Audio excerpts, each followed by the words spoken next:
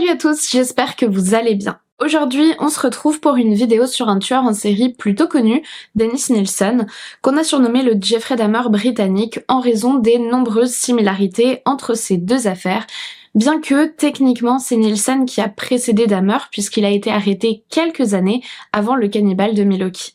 Je préfère vous prévenir, c'est une vidéo difficile, j'ai essayé de la construire de façon à ce que vous puissiez sauter le pire du pire assez facilement, vous verrez, parce que je sais qu'il y a une bonne partie d'entre vous qui n'a pas nécessairement envie d'être traumatisé par certains détails de l'histoire. Je tente ce fonctionnement pour la première fois, vous me direz ce que vous en pensez dans les commentaires. Avant d'attaquer le sujet du jour, je tiens à remercier Hugo Publishing qui est mon partenaire pour cette vidéo. Alors ça fait plusieurs fois que cette maison d'édition me fait confiance pour collaborer et j'en suis vraiment ravie. Je sais aussi que vous aimez particulièrement ces petits moments de recommandation lecture. Justement aujourd'hui je vais vous parler du nouveau roman de Sandrine Détombe, Les Disparus de la Durance, qui est sorti le 3 mai dernier en librairie. Sandrine Détombe, c'est une autrice aguerrie d'histoires glauques qui a notamment remporté le prix du meilleur thriller français avec Les Jumeaux de Piolenc, rien que ça. J'ai eu la chance de la rencontrer et de donner une conférence avec elle lors des Quais du Polar à Lyon, et c'est d'ailleurs durant cette conférence qu'elle a présenté Les Disparus de la Durance, qu'elle m'a ensuite offert en avant-première et comment vous dire, ce livre c'est pile ce que j'adore en thriller, l'histoire est hyper sombre, hyper tordue aussi, très mystérieuse, c'est le genre de livre qu'une fois que tu as commencé, tu as vraiment du mal à le reposer. Le point de départ de l'histoire, c'est qu'on retrouve des pieds dans la Seine attachés ensemble. 7 pieds dans des baskets, soit 3 paires de pieds et un pied tout seul. Rien que ça, c'est plutôt perturbant, mais le pire est à venir. Sous la semelle du pied tout seul, on retrouve l'inscription « Gagné ». De là va commencer une enquête frénétique pour tenter de retrouver les personnes à qui appartiennent ces pieds, si elles sont encore en vie ou pas. Franchement, j'ai pas envie de vous en dire plus parce que ça c'est vraiment le point de départ du livre, mais après ça s'enchaîne hyper vite sur d'autres découvertes et je ne veux pas vous gâcher la surprise. Clairement, c'est une histoire que je vous recommande à 1000%, comme à chaque fois avec les publications d'Hugo Publishing d'ailleurs, dont j'ai pu vous parler. Et puis, vous allez commencer à avoir l'habitude maintenant, on va aussi vous faire gagner 5 exemplaires du livre sur mon compte Instagram. Le tirage au sort aura lieu dans quelques jours, alors vraiment pas de temps à perdre si vous voulez tenter votre chance. Voilà pour cette petite recommandation lecture, je sais que vous allez vous régaler avec ce livre et je remercie encore Sandrine Détombe et Hugo Publishing pour leur confiance. Merci, c'est grâce à vous que je peux faire mes vidéos sans craindre les restrictions de la part de YouTube quand je parle d'affaires bien sordides. Allez, nous on va justement passer à l'histoire du jour. Comme d'habitude, je vous laisse vous installer bien confortablement, éteindre vos lumières et dès que vous êtes prêts, c'est parti.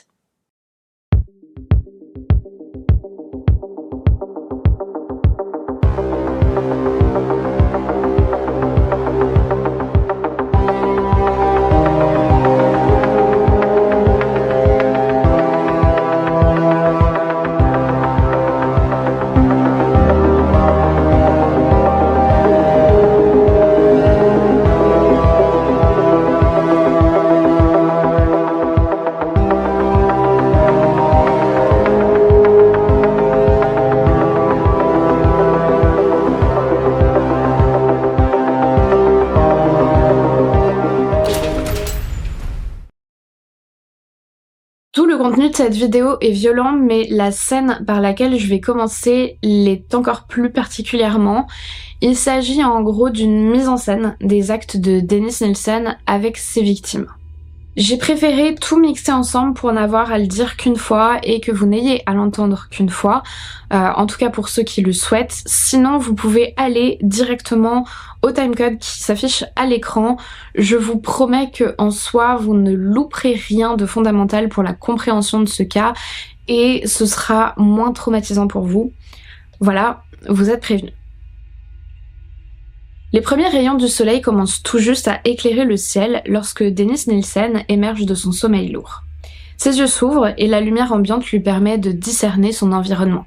Il est en terrain connu, dans la chambre de son appartement. L'endroit est calme, en léger désordre. À côté de lui, dans le lit, il aperçoit le dos nu d'un inconnu qu'il a rencontré la veille dans un bar londonien.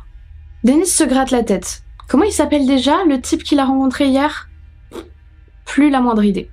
En tout cas, ils ont passé une agréable soirée. Dennis aime bien inviter des gars chez lui à prendre 1 ou 2 derniers verres de Bacardi, discuter, leur présenter son nouvel appartement dont il est fier, et ses animaux, Blip, son chien, et Amish, sa perruche. L'inconnu respire silencieusement tandis que Dennis le détaille du regard. Il observe les côtes que l'on distingue nettement sous la peau se soulever et s'abaisser au rythme des inspirations. Tout à coup, Dennis prend peur. Ce type dont il ne sait même plus le prénom, il va se réveiller et il va vouloir partir. Il va le laisser, seul, avec Blip et Amish, dans cet appartement tout triste. C'est hors de question pour Denis, qui, ce faisant, se rapproche de l'inconnu en serrant une cravate dans sa main.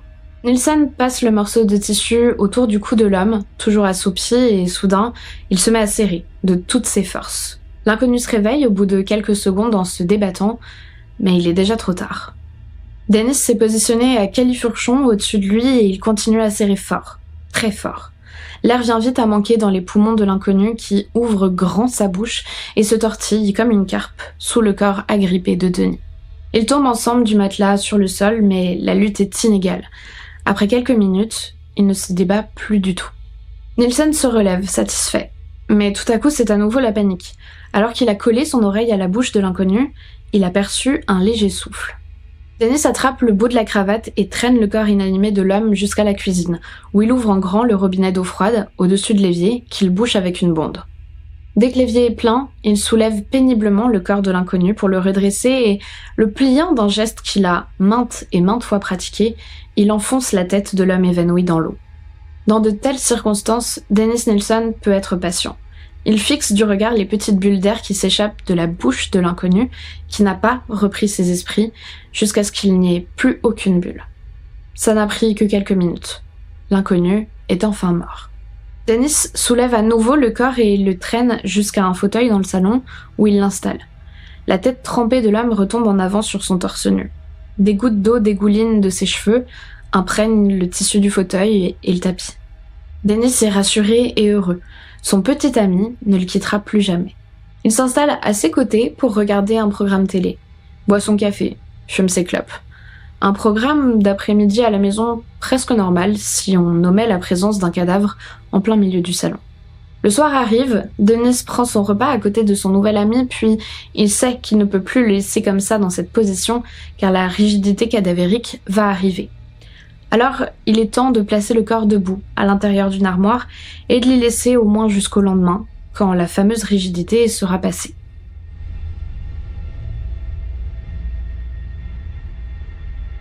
Le lendemain, en fin de journée, Dennis Nilsson sort le corps de l'armoire. Il le place à nouveau sur une chaise, face à un miroir. Il se masturbe devant le corps, tout en se regardant dans le reflet de la glace. Il éjacule sur son ventre livide. Puis il range son petit ami dans le placard, à nouveau. Après plusieurs jours, le corps a commencé son travail de décomposition. L'odeur ne dérange pas vraiment Dennis, mais il décide de lui faire couler un bain, dans lequel il l'immerge quelque temps, avant de pouvoir à nouveau mettre le corps froid dans son lit pour dormir à ses côtés. Avant de se coucher, il se baigne dans l'eau du bain qu'il n'a pas changée. Ça l'excite. Il peut ensuite rejoindre le corps de l'inconnu et avoir des rapports sexuels avec lui. Plusieurs jours s'écoulent encore dans cette macabre colocation. C'est le terme que Denis utilise. Au bout d'une semaine, il est désormais temps de passer à l'étape suivante. Nielsen soulève avec précaution quelques planches de son appartement. En dessous, dans le petit espace situé entre le plancher et les fondations de la maison, gisent ses trésors, les corps en décomposition de ses précédentes victimes. L'inconnu va les rejoindre, pour un temps. Dans quelques mois, Dennis devra les ressortir de cette cachette pour les faire disparaître totalement. Il les brûlera dans son jardin, sous les fenêtres de ses voisins, en les cachant sous des branches, des pneus, n'importe quoi lui passant sous la main. Personne ne remarquera rien.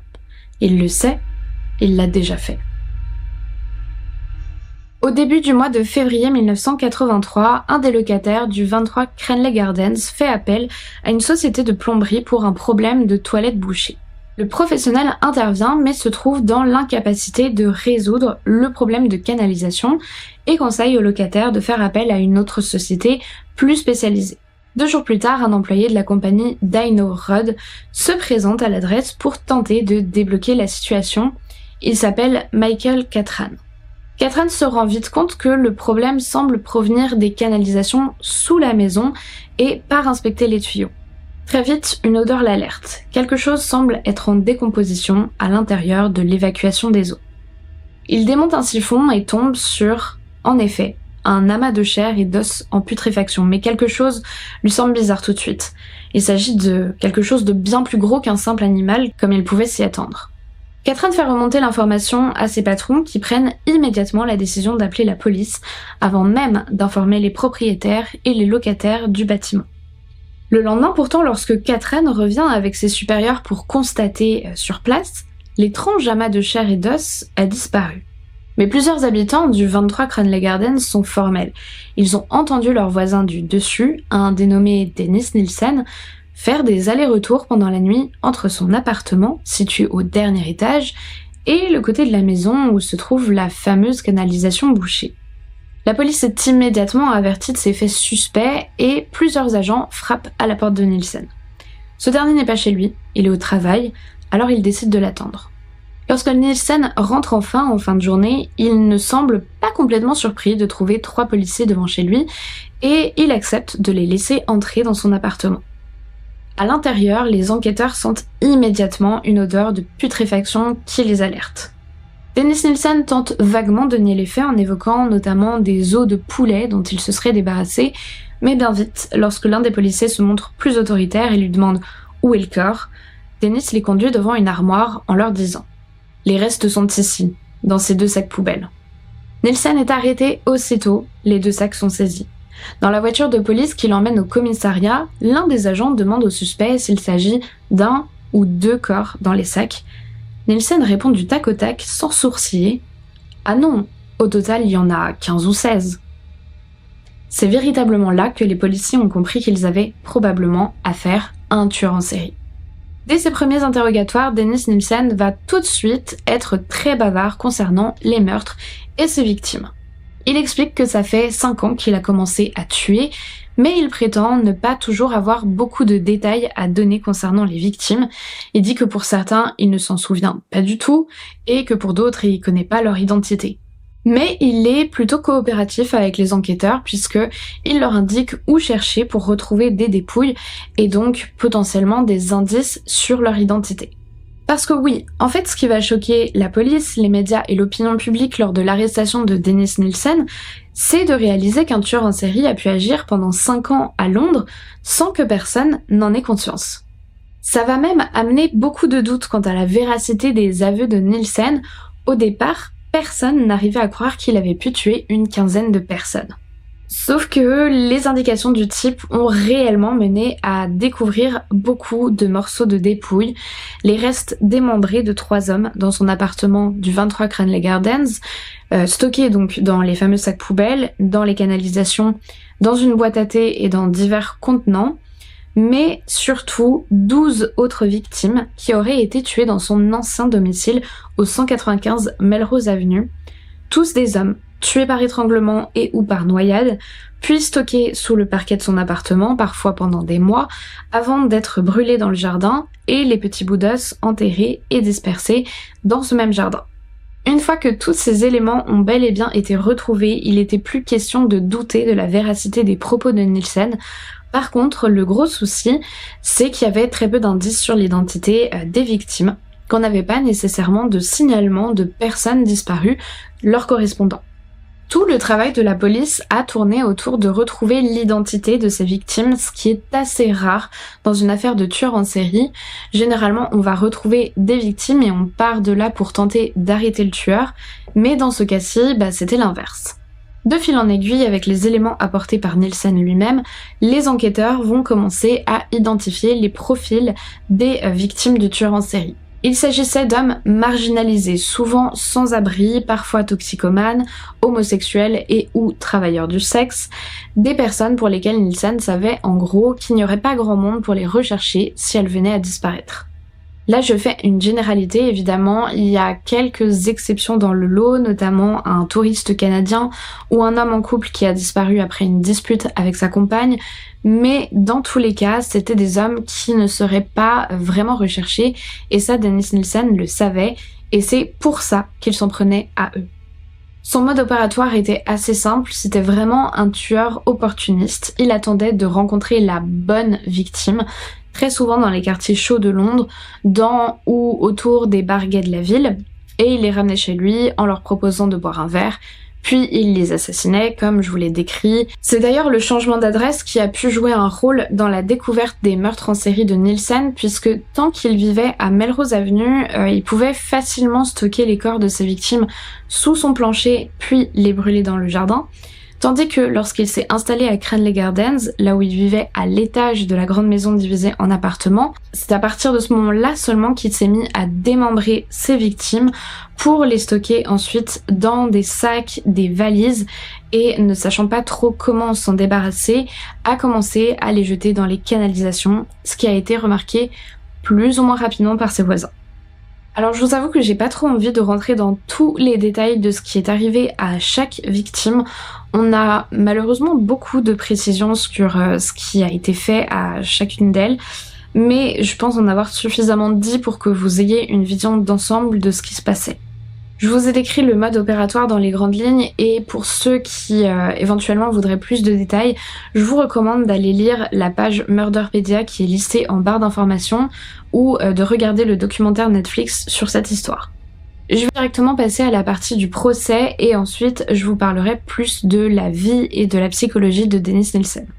Déjà, il faut que je précise que Nilsen a énormément préparé son procès en amont en écrivant beaucoup de notes depuis la prison dans laquelle il était en détention provisoire. Il a notamment rempli des cahiers entiers de ses mémoires dans lesquels il a détaillé tous ses meurtres, qu'il a également agrémenté de dessins appelés des sad sketches, donc des tristes croquis, pour illustrer ce qu'il avait fait à ses victimes.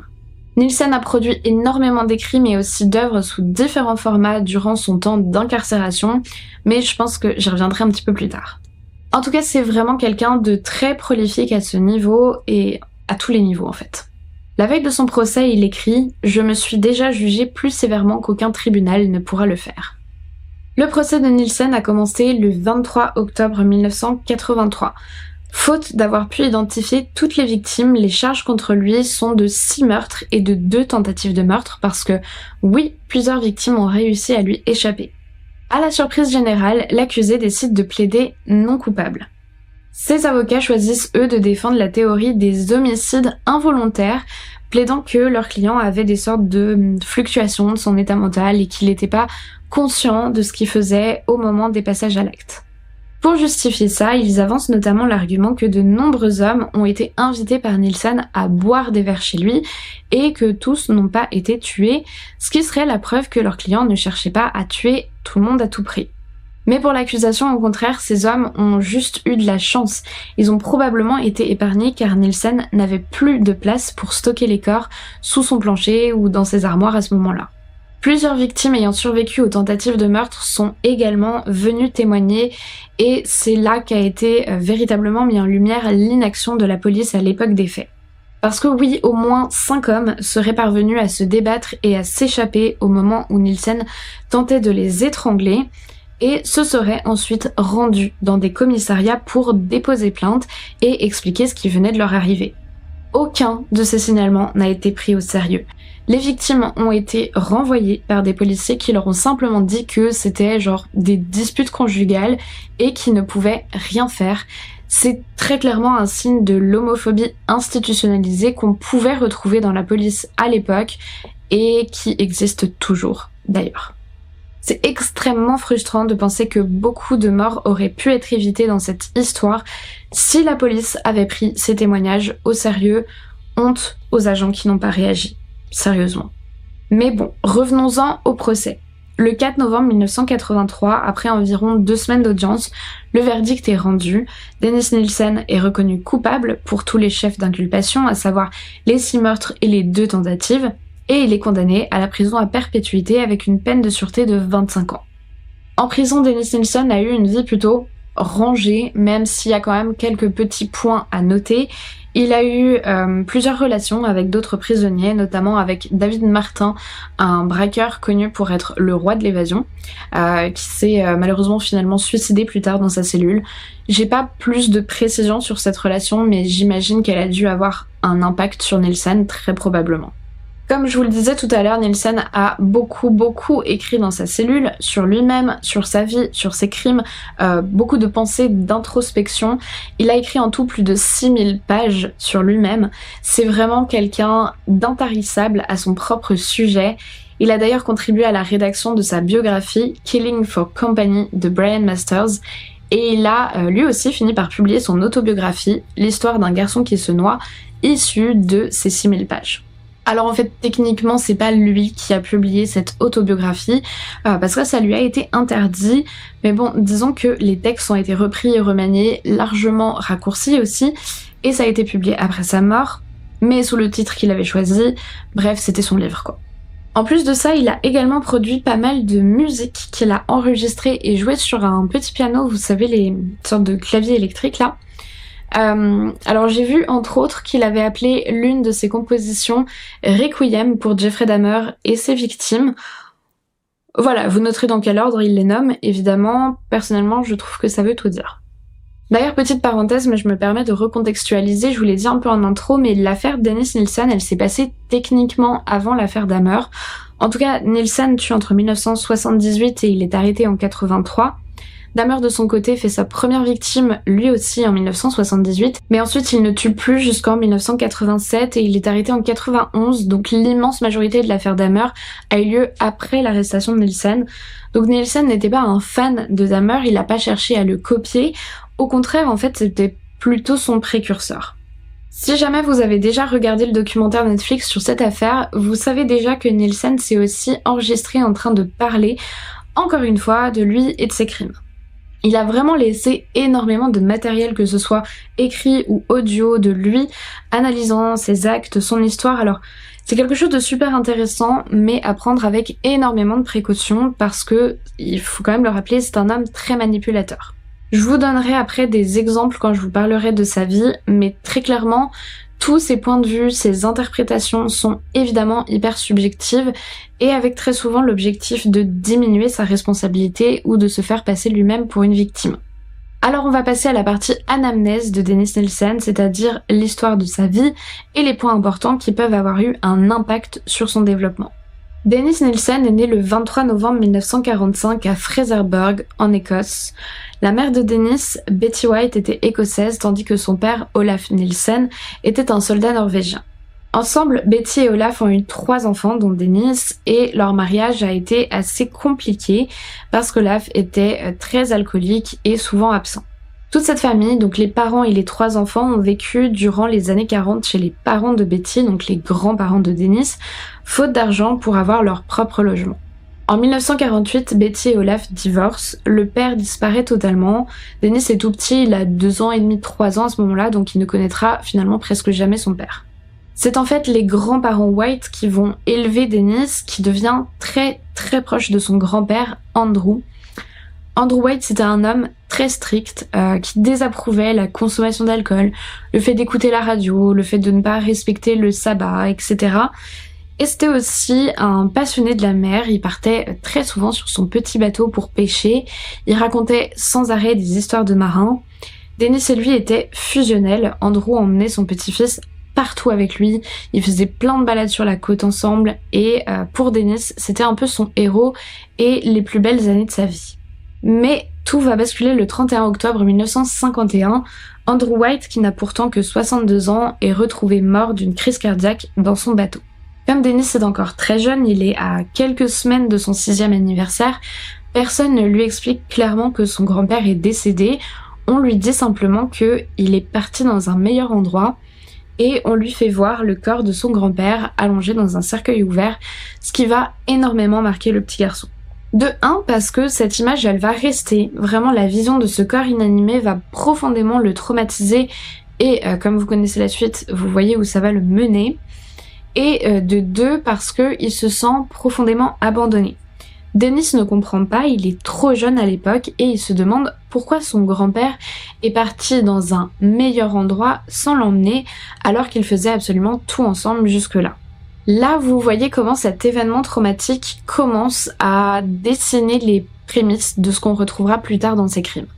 À ça, il faut ajouter un autre événement que Nielsen a raconté. C'est assez dur de savoir si c'est vraiment arrivé ou pas, honnêtement, mais bon, je vous l'ai déjà dit, parfois en psychologie, c'est pas les faits objectifs qui comptent, mais plutôt les souvenirs, même erronés, et les interprétations qu'en font les gens a posteriori.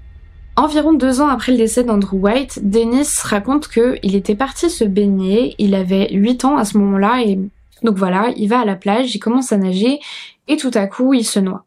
Il boit totalement la tasse, il n'arrive plus à maintenir sa tête hors de l'eau, il se voit déjà mourir quand quelqu'un le sort brusquement des vagues et le ramène sur la plage. En fait, il est sauvé par un jeune garçon un petit peu plus grand que lui, probablement ado, qui l'allonge sur le sol et qui, à ce moment-là, profite visiblement de sa vulnérabilité et se serait masturbé au-dessus de lui jusqu'à éjaculer sur son ventre. Comme je vous l'ai dit, c'est difficile de savoir si c'est un véritable souvenir ou pas parce que il faut savoir que Dennis a raconté beaucoup de choses sur son enfance qu'on n'a jamais pu vérifier, cette histoire par exemple, mais bien d'autres encore. Par exemple, il a dit que sa mère était horrible avec lui, qu'elle ne l'aimait pas, qu'elle ne le traitait pas bien, mais elle dit que c'est pas du tout vrai et toutes les personnes qui ont connu la famille quand il était petit confirment que c'était une mère tout à fait normale. Alors après, bien sûr, on sait jamais vraiment ce qui se passe derrière les murs. Plus grave encore, il a déclaré, mais comme tout ce que je vous dis, c'est des choses qu'il a dit après son arrestation, donc à prendre avec des pincettes, que son grand-père l'avait agressé sexuellement. Est-ce que c'est possible que ce soit arrivé? Bien sûr. Malheureusement, ce genre de choses arrive tellement plus souvent qu'on ne le dit, c'est pas du tout impossible. Mais est-ce que ça peut aussi être un mensonge de la part d'un tueur, agresseur sexuel, manipulateur, nécrophile, qui tente de minimiser ses actes et de rejeter la responsabilité sur quelqu'un d'autre? Oui, évidemment, et du coup, il faut faire attention à ne peut-être pas plonger dans ces mensonges. D'un point de vue plus objectif, tout ce qu'on observe chez Dennis Nielsen après le décès de son grand-père, c'est que c'est un enfant qui n'est pas particulièrement difficile, qui n'est pas indiscipliné. C'est pas du tout le genre d'enfant qui va se bagarrer à l'école, ne pas suivre les cours ou quoi. Lui, il est plutôt tranquille, il est pas mauvais élève, il a pas de problème de colère. Par contre, il va se renfermer un petit peu sur lui-même et être très solitaire. Plus tard, sa mère s'est remariée, a eu d'autres enfants, mais lui, il reste toujours dans son coin. Il ne retrouve aucune personne avec qui il peut partager autant de complicité qu'avec son grand-père, et il va plutôt se tourner vers la nature et les animaux. Il faut bien se représenter que Dennis Nielsen, c'est pas du tout l'archétype du tueur en série qui harcèle d'autres enfants à l'école et qui torture des animaux. Vraiment, il était totalement à l'opposé de ça. Il a des oiseaux, des chiens, des chats et il les adore. Il s'en occupe hyper bien. C'est d'ailleurs assez perturbant de voir à quel point il est capable de sensibilité pour certains êtres et pas du tout pour d'autres. Sa sexualité va rester assez timide pendant toute son adolescence. Il a des sentiments amoureux pour d'autres garçons, mais il n'y a pas de rapprochement physique. Il raconte que parfois il voit le corps nu de son frère et il sent que ça lui fait quelque chose, mais il ne tente heureusement rien. Je pense qu'il est assez vite au clair avec son orientation sexuelle, même si pendant pas mal d'années il va se rassurer en se disant qu'il est bisexuel, mais en tout cas il n'a pas l'occasion d'expérimenter quoi que ce soit. À 15 ans, Dennis Nielsen s'engage dans l'armée où il travaille comme cuisinier et il apprend le travail de boucher, une compétence qui lui servira plus tard de la plus horrible des manières. C'est durant ces années qu'il va commencer à consommer beaucoup d'alcool, une addiction qui le suivra toute sa vie et qu'il a également ses premières relations sexuelles avec d'autres hommes. C'est aussi à l'armée que certains de ses fantasmes sexuels vont commencer à se développer. Comme il avait une chambre pour lui seul, il va pouvoir explorer de nouvelles choses.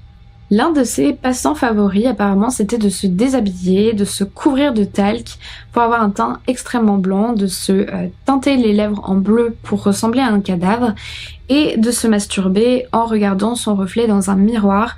C'est ici que ces tendances nécrophiles prennent véritablement racine.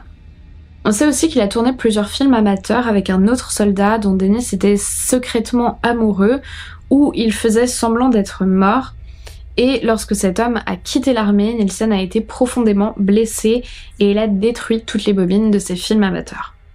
En décembre 1972, Dennis Nielsen a désormais quitté l'armée et il s'engage dans la police. Il restera à peine 1 an durant laquelle plusieurs petits épisodes sont à noter. Il va notamment visiter une morgue, ce qui le fascine au plus haut point.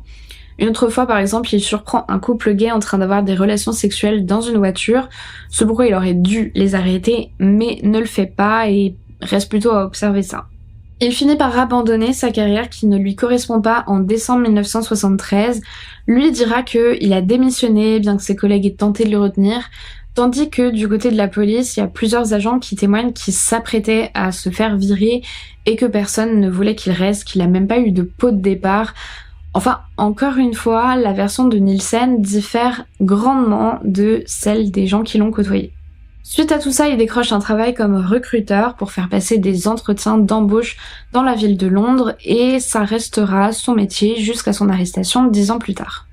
En 1975, il s'installe au 195 Melrose Avenue. Il y aura même un colocataire, David Gallican, avec qui la relation est assez ambiguë. On ne sait pas vraiment s'ils étaient en couple ou pas, mais ils restent 2 ans ensemble. Ils adoptent leur chien Blick, puis un chat. Ils se donnent des petits surnoms. Bref, moi je pense qu'il y avait une forme de relation amoureuse, mais en tout cas ça n'a pas été totalement confirmé. Après ces 2 ans de vie commune, David et Dennis se séparent. Nielsen semble tomber dans une forme de dépression, il déteste la solitude, le sentiment d'abandon, il s'enfonce dans son alcoolisme, tente de s'occuper en se plongeant à fond dans son travail et écume les bars gays de Londres pour éviter de se retrouver seul chez lui. C'est à peu près 1 an et demi après le départ de David Gallican que les meurtres ont commencé. Alors avec toute cette histoire, on peut noter plusieurs choses intéressantes concernant le cas de Dennis Nielsen. S'il y a bien quelques événements traumatiques qui peuvent nous permettre de mieux comprendre ces fantasmes autour de la mort, on voit aussi qu'il n'y a pas de gros troubles psychologiques majeurs.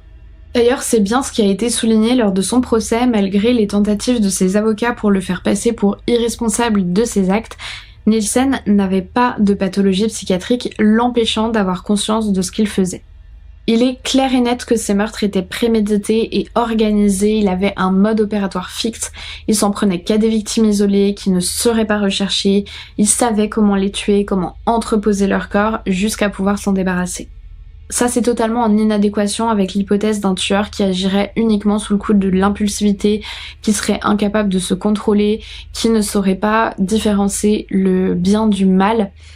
De plus, de par son expérience durant 1 année en tant que policier, ça lui a donné quand même des connaissances qu'il a utilisées pour commettre ces meurtres. Il savait pertinemment que en s'attaquant à des sans-abri, à des marginaux, à des laissés pour compte, il ne risquerait presque rien. Le 10 mai 2018, Dennis Nielsen est transféré en urgence à l'hôpital à cause de douleurs intenses dans l'abdomen. Après ce qui a été décrit comme 2 journées extrêmement douloureuses pour lui, il est décédé des suites d'une rupture de l'aorte abdominale ayant entraîné une hémorragie interne et une embolie pulmonaire. Il a été inséré le mois suivant sans qu'aucun membre de sa famille ne soit présent lors de la cérémonie. Sur les 15 victimes qui lui ont été attribuées, 8 ont pu être identifiées avant et après son procès, mais 7 restent toujours anonymes, bien que Nielsen ait donné des informations à leur sujet.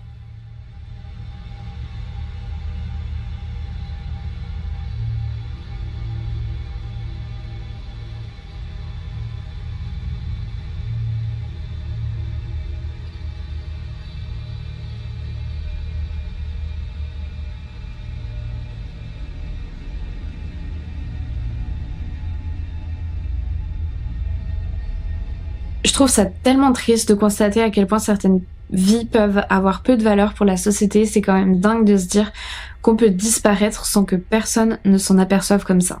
Personnellement, j'ai beaucoup aimé la conclusion du documentaire sur Netflix qui souligne que c'est pas la société qui a transformé Nielsen en monstre, que c'est bien lui qui était responsable des meurtres qu'il a commis, évidemment.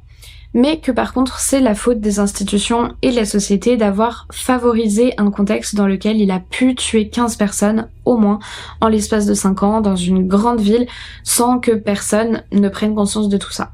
Au final, si Nielsen s'est fait attraper, c'est probablement parce qu'il a déménagé, comme je vous l'ai dit, et que la nouvelle configuration de son appartement l'a poussé à changer sa façon de se débarrasser des corps, et que démembrer et pousser des bouts de chair dans des canalisations, c'était beaucoup plus visible. Mais s'il était resté à Melrose Avenue, et il l'a lui-même reconnu, il aurait probablement continué à tuer encore très longtemps. Encore une fois, je vous l'ai déjà dit récemment dans la vidéo sur Ronald Dominique, je pense qu'on peut vraiment juger la valeur d'une société à la façon dont elle traite tous les individus qui la composent, et donc même les plus marginaux. S'ils sont abandonnés, délaissés, ignorés, c'est presque comme si on affirmait que leur vie n'a aucune valeur. En tout cas, c'est le mécanisme de pensée qu'utilisent des tueurs en série comme Nielsen. Et c'est marrant parce que ça me refait penser à certaines phrases qu'a prononcées Richard Ramirez, qui dénonçait lui aussi ce genre de choses. Non pas que je cautionne quoi que ce soit qui est fait ou dit Richard Ramirez, mais je trouve qu'il y a vraiment quelque chose d'intéressant à soulever là-dedans et qui fait finalement partie de la mécanique dysfonctionnelle de pensée des tueurs en série. Je vous rappelle par ailleurs que les victimes de Nielsen étaient des hommes très jeunes, pour certains même mineurs, et que la moitié d'entre eux n'ont même pas été identifiés encore aujourd'hui. C'est dire le peu d'importance qu'on leur a accordé. Alors, est-ce que la situation en Angleterre a suffisamment évolué aujourd'hui ? Je l'espère, mais de façon plus globale, même en regardant dans notre pays, je pense qu'il y a encore du chemin à faire, beaucoup de chemin. Voilà, écoutez, je pense qu'on est arrivé au bout de cette vidéo. Si jamais vous voulez en savoir plus, je vous invite à aller ouvrir les sources qui sont listées en barre d'infos parce qu'il y a vraiment beaucoup de détails encore à connaître sur cette affaire, si jamais ça vous intéresse. Merci encore à Hugo Publishing d'avoir été mon partenaire pour cette vidéo. N'oubliez pas d'aller découvrir le nouveau roman de Sandrine Détombe, Les Disparus de la Durance, et de participer au concours qui se passe en ce moment sur mon Instagram. Moi, je vous dis à très vite pour une prochaine histoire. Je vous fais plein de gros bisous et en attendant, comme d'habitude, n'oubliez surtout pas de rallumer vos lumières. But I won't give up now. Because I've nearly broken out from this nightmare I've been living in. Will you whisper in my ear those 3 words I long to hear?